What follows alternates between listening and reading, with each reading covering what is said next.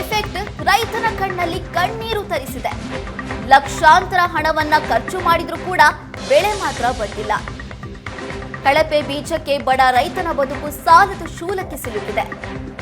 2 ಎಕರೆ 29 ಗುಂಟೆಯಲ್ಲಿ ಕಲ್ಲಂಗಡಿ ಬೆಳೆದಿದ್ರು ಗುರುಶಾಂತಪ್ಪ ಎನ್ನುವ ರೈತ 4,30,000 ಖರ್ಚು ಮಾಡಿದ್ರು ಬೆಳೆ ಬೆಳೆಯೋದಕ್ಕೆ.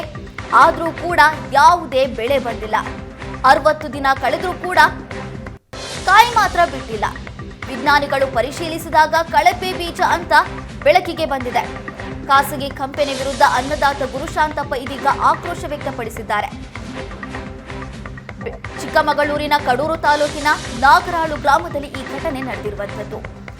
4 ಲಕ್ಷ ರೂಪಾಯಿ ಖರ್ಚು ಮಾಡಿ ಬೀಜವನ್ನ ಬಿತ್ತನೆ ಮಾಡಿದ್ರು, ಆದ್ರೆ ಯಾವುದೇ ಫಲ ಬಂದಿಲ್ಲ. ಕಲ್ಲಂಗಡಿ ಬೀಜವನ್ನ ಬಿತ್ತನೆ ಮಾಡಿದ್ರು ಕೂಡ ಒಂದೇ ಒಂದು ಕಾಯಿ ಬಿಟ್ಟಿಲ್ಲ. ಕಳಪೆ ಬೀಜವನ್ನ ಕೊಟ್ಟಿರುವಂತಹ ಖಾಸಗಿ ಕಂಪನಿ ವಿರುದ್ಧ ರೈತ ಈಗ ಆಕ್ರೋಶವನ್ನ ವ್ಯಕ್ತಪಡಿಸ್ತಾ ಇದ್ದಾರೆ.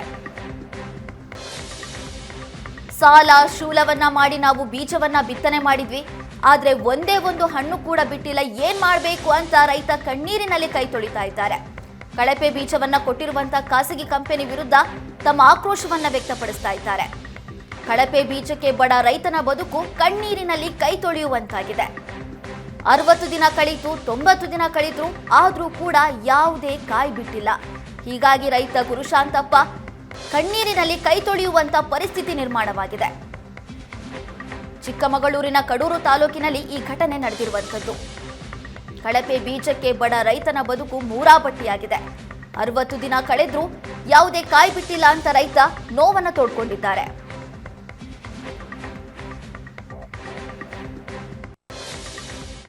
2 ಎಕರೆ 29 ಗುಂಟೆ ಜಮೀನಲ್ಲಿ ಕಲ್ಲಂಗಡಿ ಹಾಕಿದ್ರು. ಅದು ನಮಗೆ ಅವ್ರ ಮಗ ರಾಕೇಶ್ ಅಂತ ಬಂದರು. 60 ದಿವಸ ಆಯ್ತು ಅಣ್ಣ, ನನಗೆ ಕಲ್ಲಂಗಡಿ ಹೂವಾಗಿದೆ ಹೊರತಾಗಿ ಕಾಯಿ ಕಚ್ಚಿಲ್ಲ, ಏನು ಮಾಡೋದು ಅಂತಂದರು. ನೀನು ಎಲ್ಲಿಂದ ಬೀಜ ತಂದಿದ್ದಪ್ಪ ಅಂತಂದೆ. ಓಂಕಾರ ಏಜೆನ್ಸಿಯಿಂದ ತಂದಿದ್ದರು. ಓಡಪಾಸ್ ಅಂತಂದಾಗ ನಾನು ಇದು ಯಾವುದೋ ಗೊತ್ತಿಲ್ಲದ ಬೀಜಪ್ಪ, ನೀನು ಹೆಂಗೆ ತಂದೆ ಅಂದೆ. ಇಲ್ಲ ಅಣ್ಣ, ಇದು 18 kg 20 kg ಬರುತ್ತೆ, ರೈತರು ಬದುಕಿದ್ದಾರೆ, ಭಾಳ ಕಡೆ ಬದುಕಿದ್ದಾರೆ ಅಂತ ಓಂಕಾರ ಏಜೆನ್ಸಿಯವರು ನನಗೆ ಒತ್ತಾಯ ಮಾಡಿದ್ರಿಂದ ನಾನು ಇದನ್ನು ತಾಂಬಂದೆ ಅಣ್ಣ ಅಂತಂದರು. ಆದ್ದರಿಂದ ಇಂಥ ಕುಲಂತರಾಮಿ ತಳಿಗಳ ಬಗ್ಗೆ ಸರ್ಕಾರವೇ ಆಗಲಿ, ಕೃಷಿ ಇಲಾಖೆ ಆಗಲಿ, ತೋಟಗಾರಿಕೆ ಆಗಲಿ ಎಲ್ಲರೂ ಸಹ ದಿಟ್ಟ ಕ್ರಮವನ್ನು ಕೈಗೊಳ್ಳದೆ ಹೋದರೆ ನಾಳೆ ದಿವಸ ರೈತ ಅಧೋಗತಿಗೆ ಬರ್ತಾನೆ. ಅನ್ನ ಕೈ ಮಣ್ಣು ತಿನ್ನಬೇಕಾಗತ್ತೆ. ಆದ್ದರಿಂದ ಕುಲಂತರಾಮಿ ತಳಿಗಳ ಬಗ್ಗೆ ತೀಕ್ಷ್ಣ ಕ್ರಮ ಕೈಗೊಂಡ್ಬಿಟ್ಟು ಅವ್ರಿಗೊಂದು 15ರಿಂದ 20 ಲಕ್ಷ ಲಾಸ್ ಆಗಿದೆ. ನೀವೇನಾದ್ರೂ ಷೇರು ಮಾರುಕಟ್ಟೆಯಲ್ಲಿ ಹೂಡಿಕೆ ಮಾಡ್ತಾ ಇದ್ದೀರಾ? ಹಾಗಾದ್ರೆ ನೀವು ಈ ಸ್ಟೋರಿಯನ್ನ ನೋಡ್ಲೇಬೇಕು. ಇನ್ನೊಬ್ಬರ ಮಾತು ಕೇಳಿ ಹೂಡಿಕೆ ಮಾಡುವ ಮುನ್ನ ಎಚ್ಚರದಿಂದ ಇರಬೇಕಾಗುತ್ತೆ. ಅದಕ್ಕೆ ಒಂದು ಬೆಸ್ಟ್ ಎಕ್ಸಾಂಪಲ್ ಅನ್ನ ನಾವಿಲ್ಲಿ ಕೊಡ್ತಾ ಇದ್ದೀವಿ. ವಿವಿಧ ಕಂಪನಿಗಳ ಹೆಸರಲ್ಲಿ ಕರೆ ಮಾಡಿ ಶೇರ್ ಮಾರ್ಕೆಟ್ ಬಗ್ಗೆ ಹೇಳ್ತಾರೆ. ಕಾಲ್ ಸೆಂಟರ್ನವರ ಮಾತಿಗೆ ಮರುಳಾಗಿ ಹೂಡಿಕೆ ಮಾಡಿದ್ರೆ ನೀವು ಯಾಮಾರುವುದಂತೂ ಪಕ್ಕ. ಹೆಚ್ಚಿನ ಲಾಭದ ಆಸೆಯನ್ನ ತೋರಿಸಿ ಹೂಡಿಕೆ ಮಾಡಿಸಿ ಪಂಗನಾಮವನ್ನ ಹಾಕ್ತಾರೆ ಈ ಖದೀಮರು. ಅಮಾಯಕರಿಗೆ ವಂಚನೆ ಮಾಡ್ತಾ ಇದ್ದ ಅಕ್ರಮ ಕಾಲ್ ಸೆಂಟರ್ ಮೇಲೆ ಇದೀಗ ದಾಳಿ ಮಾಡಲಾಗಿದೆ. ಷೇರು ಮಾರುಕಟ್ಟೆಯಲ್ಲಿ ಹಣ ಹೂಡಿಕೆ ಮಾಡುವಂತೆ ಹೇಳಿ ವಂಚನೆ ಮಾಡುವಂತಹ ದೂರಿನ ಆಧಾರದ ಮೇಲೆ ಕಾಲ್ ಸೆಂಟರ್ ಮಾಲೀಕ ಸೇರಿ 2ರನ್ನ ಬಂಧನ ಮಾಡಲಾಗಿದೆ. ಜಿತೇಂದ್ರ ಕುಮಾರ್, ಚಂದನ್ ಕುಮಾರ್ ಅನ್ನುವಂತಹ ಆರೋಪಿಗಳನ್ನ ಬಂಧಿಸಲಾಗಿದೆ. ಅಷ್ಟಕ್ಕೂ ಈ ಘಟನೆ ನಡೆದಿರುವಂತದ್ದು ಬೆಂಗಳೂರಿನ ಹುಳಿಮಾವು ಪೊಲೀಸ್ ಸ್ಟೇಷನ್ ವ್ಯಾಪ್ತಿಯಲ್ಲಿ. ಹುಳಿಮಾವು ಪೊಲೀಸರು 2ರನ್ನ ಬಂಧಿಸಿ ವಿಚಾರಣೆಯನ್ನ ಮುಂದುವರೆಸಿದ್ದಾರೆ. ಆಗ್ನೇಯ ವಿಭಾಗದ ಹುಳಿಮಾವು ಪೊಲೀಸರಿಂದ ತನಿಖೆ ತೀವ್ರಗೊಂಡಿದೆ. ಪ್ರಕರಣಕ್ಕೆ ಸಂಬಂಧಪಟ್ಟಂತೆ ತನಿಖೆ ವೇಳೆ ಸ್ಫೋಟಕ ಸತ್ಯವನ್ನ ಆರೋಪಿಗಳು ಬಿಚ್ಚಿಟ್ಟಿದ್ದಾರೆ. ವಿಚಾರಣೆ ವೇಳೆ ಹಣ ಕೊಟ್ಟು ವೈಯಕ್ತಿಕ ಡೇಟಾ ಖರೀದಿ ಮಾಡ್ತಾ ಇರುವಂತಹ ಬಗ್ಗೆ ಮಾಹಿತಿಯನ್ನ ನೀಡಿದ್ದಾರೆ. ಅಕ್ರಮವಾಗಿ ಮೊಬೈಲ್ ನಂಬರ್ ಅನ್ನ ಪಡೆದುಕೊಳ್ತಾ ಇದ್ರು ಈ ಆರೋಪಿಗಳು.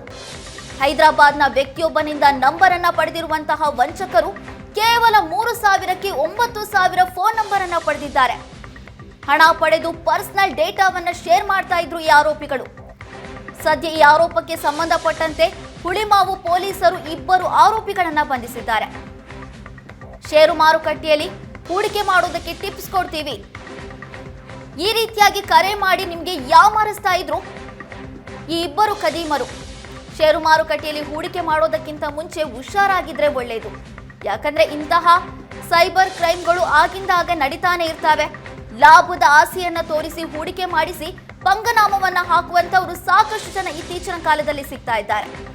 ಇದೀಗ ಜಿತೇಂದ್ರ ಕುಮಾರ್ ಹಾಗೂ ಚಂದನ್ ಕುಮಾರ್ ಕೂಡ ಇದೇ ರೀತಿಯಾದಂತ ಕೆಲಸಕ್ಕೆ ಕೈ ಹಾಕಿದ್ರು. ಸದ್ಯ ಇಬ್ಬರು ಆರೋಪಿಗಳನ್ನ ಬಂಧಿಸಿದ್ದಾರೆ. ಜನ ಓಡಾಡುವ ಫುಟ್ಪಾತ್ ರಸ್ತೆಯನ್ನೇ ಕಬಳಿಸಿದೆ ಬೆಸ್ಕಾಂ. ಫುಟ್ಪಾತ್ ಮೇಲೆ ಬೆಸ್ಕಾಂನಿಂದ ಅವೈಜ್ಞಾನಿಕ ಫೀಡರ್ ಅನ್ನ ಅಳವಡಿಕೆ ಮಾಡಲಾಗಿದೆ. ಒಂದರ ಪಕ್ಕ ಒಂದು ಸಾಲಾಗಿ ಫೀಡರ್ ಅನ್ನ ಅಳವಡಿಕೆ ಮಾಡಿದೆ ಬೆಸ್ಕಾಂ. ಉಲ್ಲಾಳ್ವಾಡ್ ಸೊನ್ನೇನಹಳ್ಳಿಯಲ್ಲಿ ಫೀಡರ್ ಅಳವಡಿಕೆ ಮಾಡಿರುವಂತದ್ದು. ಕೆಂಗೇರಿ ಮಾಗಡಿ ರಸ್ತೆಗೆ ಕನೆಕ್ಟ್ ಆಗುವಂತಹ ರಿಂಗ್ ರಸ್ತೆಯಲ್ಲಿ ಅವೈಜ್ಞಾನಿಕವಾಗಿ ಫೀಡರ್ ಅನ್ನ ಅಳವಡಿಕೆ ಮಾಡಲಾಗಿದೆ. ಫುಟ್ಪಾತ್ ಮೇಲೆ 13 ಫೀಡರ್ ಅನ್ನ ಅಳವಡಿಕೆ ಮಾಡಿದೆ ಬೆಸ್ಕಾಂ. ಜನರು ರಸ್ತೆಯಲ್ಲಿ ಓಡಾಟ ಮಾಡುವುದಕ್ಕೆ ಭಯ ಪಡುವಂತ ಪರಿಸ್ಥಿತಿ ನಿರ್ಮಾಣವಾಗಿದೆ.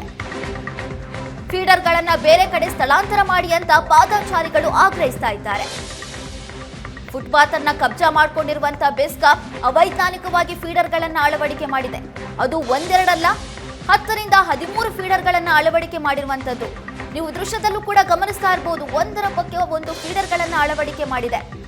ಸಾರ್ವಜನಿಕರು ಓಡಾಡುವಂತಹ ಫುಟ್ಪಾತ್ ನಲ್ಲಿ ಈ ರೀತಿ ಫೀಡರ್ಗಳನ್ನ ಅಳವಡಿಕೆ ಮಾಡಿದ್ರೆ ನಾವು ತಿರುಗಾಡೋದೆಲ್ಲಿ? ಪಾದಚಾರಿಗಳಿಗೆ ಇರುವಂತಹ ಮಾರ್ಗದಲ್ಲಿ ಈ ರೀತಿ ಫೀಡರ್ಗಳನ್ನ ಅಳವಡಿಕೆ ಮಾಡಿದ್ರೆ ಓಡಾಟಕ್ಕೆ ತೊಂದರೆಯಾಗುತ್ತೆ ಅಂತ ನಿವಾಸಿಗಳು ಹೇಳ್ತಾ ಇದ್ದಾರೆ.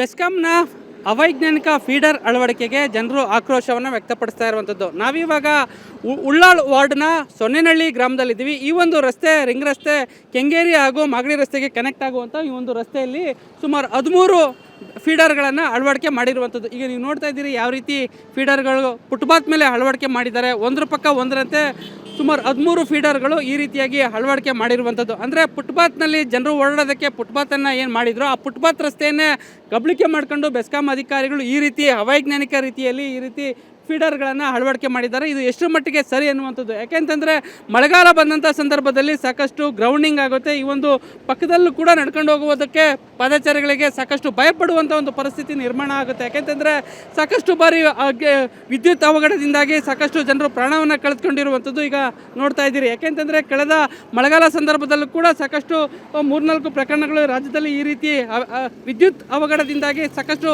ಅನಾಹುತ ಸಂಭವಿಸಿತ್ತು. ಆದರೆ ಇನ್ನೂ ಕೂಡ ಎಚ್ಚೆತ್ತುಕೊಳ್ಳದಂಥ ಬೆಸ್ಕಾಂ ಅಧಿಕಾರಿಗಳು ಈ ರೀತಿಯಾಗಿ ಅವೈಜ್ಞಾನಿಕವಾಗಿ ಫೀಡರ್ಗಳನ್ನು ಫುಟ್ಪಾತ್ ಮೇಲೆ ಅಳವಡಿಕೆ ಮಾಡಿದ್ದಾರೆ. ಅಂದರೆ ಫುಟ್ಪಾತ್ ರಸ್ತೆಯನ್ನೇ ಕಬಳಿಕೆ ಮಾಡಿಕೊಂಡು ಈ ರೀತಿಯಾಗಿ ಮಾಡಿರುವಂಥದ್ದು ಸರಿಯಲ್ಲ ಅನ್ನುವಂಥದ್ದು ಈಗ ಜನರು ಆಕ್ರೋಶವನ್ನು ಹೊರಹಾಕ್ತಾ ಇದ್ದಾರೆ. ಅಂದರೆ ಈ ರೀತಿಯಾಗಿ ಔಟರ್ ರಿಂಗ್ ರೋಡ್ ರಸ್ತೆ ಪಕ್ಕದಲ್ಲೇ ಸುಮಾರು ಒಂದರ ಪಕ್ಕ ಒಂದರಂತೆ 13 ಫೀಡರ್ಗಳನ್ನು ಅಳವಡಿಕೆ ಮಾಡಿ ಏನಕ್ಕೆ ಈ ರೀತಿ ಅವೈಜ್ಞಾನಿಕವಾಗಿ ಮಾಡಿದ್ದಾರೆ ಅನ್ನುವಂಥದ್ದು ಕೂಡ ಜನರು ಪ್ರಶ್ನೆಯನ್ನು ಮಾಡ್ತಾ ಇರುವಂಥದ್ದು. ಯಾಕೆಂತಂದರೆ ಜನರ ಓಡಾಟಕ್ಕೆ ಫುಟ್ಪಾತ್ ರಸ್ತೆಯೇ ಇತ್ತು. ಆ ಒಂದು ರಸ್ತೆಯನ್ನೇ ಕಿತ್ಕೊಂಡು ಈಗ ಅದ್ರ ಮೇಲೆ ಫೀಡರ್ಗಳನ್ನು ಅಳವಡಿಕೆ ಮಾಡಲಾಗಿದೆ. ಅದ್ರ ಪಕ್ಕದಲ್ಲೇ ಬೆಸ್ಕಾಂ ಸ್ಟೇಷನ್ ಇದೆ, ಅಲ್ಲಿ ಸಾಕಷ್ಟು ಜಾಗ ಇದೆ, ಅಲ್ಲಿ ಅಳವಡಿಕೆ ಮಾಡ್ಬೋದಿತ್ತು ಅನ್ನುವಂಥ ಒಂದು ಮಾತನ್ನು ಸ್ಥಳೀಯರು ಹೇಳ್ತಾ ಇರುವಂಥದ್ದು. ಕ್ಯಾಮ್ರಾಮನ್ ಪ್ರಸಾದ್ ಜೊತೆ ನಂದೀಶ್ ಮಲೆನಹಳ್ಳಿ, ಏಷ್ಯಾನೆಟ್ ಸುವರ್ಣ ನ್ಯೂಸ್, ಬೆಂಗಳೂರು. ಸಿಲಿಕಾನ್ ಸಿಟಿಯಲ್ಲಿ ಪುಡಿ ರೌಡಿಗಳ ಅಟ್ಟಹಾಸ ನಿಲ್ತಾ ಇಲ್ಲ. ಮತ್ತೆ ಬಾಲ ಬಿಚ್ಚಿದ್ದಾರೆ ಪಾದರಾಯನಪುರ ಪುಡಾರಿಗಳು. ಪುಡಿ ರೌಡಿಗಳ ಹಾವಳಿಗೆ ಸ್ಥಳೀಯ ನಿವಾಸಿಗಳು ಬೆಚ್ಚಿ ಬಿದ್ದಿದ್ದಾರೆ. ಲಾಂಗು ಮಚ್ಚು ಹಿಡಿದು ಏರಿಯಾದಲ್ಲಿ ಪುಂಡರು ಓಡಾಟವನ್ನು ನಡೆಸಿದ್ದಾರೆ. ರಸ್ತೆಯಲ್ಲಿ ಸಿಕ್ಕವರಿಗೆ ಲಾಂಗ್ ಅನ್ನು ತೋರಿಸಿ ಬೆದರಿಕೆಯನ್ನ ಹಾಕಿದ್ದಾರೆ. ಏರಿಯಾ ಜನರಿಗೆ ತಲೆನೋವಾಗಿದ್ದಾರೆ ಈ ಪುಡಿ ರೌಡಿಗಳು. ರಸ್ತೆಯಲ್ಲಿ ಜನರಿಗೆ ಅವಾಚ್ಯ ಶಬ್ದಗಳಿಂದ ಈ ಪುಡಿ ರೌಡಿಗಳು ಬೈದು ದಾಂಧಲೆಯನ್ನು ನಡೆಸ್ತಾ ಇದ್ದಾರೆ. ಪಾದರಾಯನಪುರದಲ್ಲಿ ಸಿಸಿಟಿವಿಯಲ್ಲಿ ಪುಂಡರ ಪುಡಾಟದ ದೃಶ್ಯ ಸೆರೆಯಾಗಿದೆ. ಪುಂಡರ ವರ್ತನೆಗೆ ಆತಂಕದಲ್ಲಿದ್ದಾರೆ ಜನಸಾಮಾನ್ಯರು. ಏರಿಯಾದಲ್ಲಿ ಹವಾ ಮಾಡೋದಕ್ಕೆ ಹೋಗಿ ಲಾಂಗು ಮಚ್ಚು ಚಳಪಿಸ್ತಾ ಇರುವಂತಹ ದೃಶ್ಯವನ್ನ ನೀವು ಕೂಡ ಗಮನಿಸ್ತಾ ಇರಬಹುದು. ಜಯನಗರ ಪೊಲೀಸ್ ಠಾಣಾ ವ್ಯಾಪ್ತಿಯಲ್ಲಿ ಈ ಘಟನೆ ನಡೆದಿದ್ದು, ಪುಡಿ ರೌಡಿಗಳ ದಾಂಧಲೆ ದೃಶ್ಯ ಏಷ್ಯಾನೆಟ್ ಸುವರ್ಣ ನ್ಯೂಸ್ಗೆ ಲಭ್ಯವಾಗಿದೆ. ನೀವು ದೃಶ್ಯದಲ್ಲೂ ಕೂಡ ಗಮನಿಸ್ತಾ ಇರಬಹುದು. ಈ ಘಟನೆ ನಡೆದಿರುವಂತದ್ದು ಬೆಂಗಳೂರಿನ ಪಾದರಾಯನಪುರದಲ್ಲಿ. ಪುಡಿ ರೌಡಿಗಳ ಹಾವಳಿಗೆ ಪಾದರಾಯನಪುರ ಸ್ಥಳೀಯ ನಿವಾಸಿಗಳು ಬೆಚ್ಚಿ ಬಿದ್ದಿದ್ದಾರೆ. ಲಾಂಗು ಮಚ್ಚನ್ನ ಹಿಡಿದು ಜಳಪಿಸ್ತಾ ರಾತ್ರಿ ಹೊತ್ತು ಏರಿಯಾದಲ್ಲಿ ತಿರುಗಾಡ್ತಾ ಇರುವಂತ ದೃಶ್ಯವನ್ನ ನೀವು ಸ್ಕ್ರೀನ್ ಮೇಲೆ ನೋಡ್ತಾ ಇರಬಹುದು. ಪಾದರಾಯನಪುರದಲ್ಲಿ ಪುಡಿ ರೌಡಿಗಳ ಅಟ್ಟಹಾಸ ಮತ್ತೆ ಮಿತಿ ಮೀರಿದೆ. ಸಿಕ್ಕವರಿಗೆ ಲಾಂಗು ಮಚ್ಚನ್ನ ತೋರಿಸಿ ಅವಾಚ್ಯ ಶಬ್ದಗಳಿಂದ ನಿಂದಿಸ್ತಾ ಇದ್ದಾರೆ. ಬೈದು ದಾಂಧಲೆಯನ್ನ ಮಾಡುವಂತದ್ದೇ ಇವರ ಹವ್ಯಾಸವನ್ನಾಗಿ ಮಾಡ್ಕೊಂಡು ಬಿಟ್ಟಿದ್ದಾರೆ. ರಾತ್ರಿ ಹೊತ್ತಾದ್ರೆ ಸಾಕು ಲಾಂಗು ಮಚ್ಚನ್ನ ಜಳಪಿಸೋದು, ಸಿಕ್ಕವರಿಗೆ ಅವಾಚ್ಯ ಶಬ್ದಗಳಿಂದ ಬೈಯೋದು. ಸದ್ಯ ಪುಡಿ ರೌಡಿಗಳ ಅಟ್ಟಹಾಸದ ದೃಶ್ಯ ಸಿಸಿಟಿವಿಯಲ್ಲಿ ಸೆರೆಯಾಗಿದೆ. 4-5 ಜನ ಗುಂಪು ಕಟ್ಕೊಂಡು ಹೋಗ್ತಾ ಇರುವಂತ ದೃಶ್ಯವನ್ನ ನೀವು ಗಮನಿಸ್ತಾ ಇರಬಹುದು. ಲಾಂಗು ಮಚ್ಚನ್ನ ಜಳಪಿಸಿ ಅಲ್ಲಿರುವಂತ ಸ್ಥಳೀಯ ನಿವಾಸಿಗಳಿಗೆ ಬೆದರಿಕೆಯನ್ನ ಹಾಕ್ತಿದ್ದಾರೆ.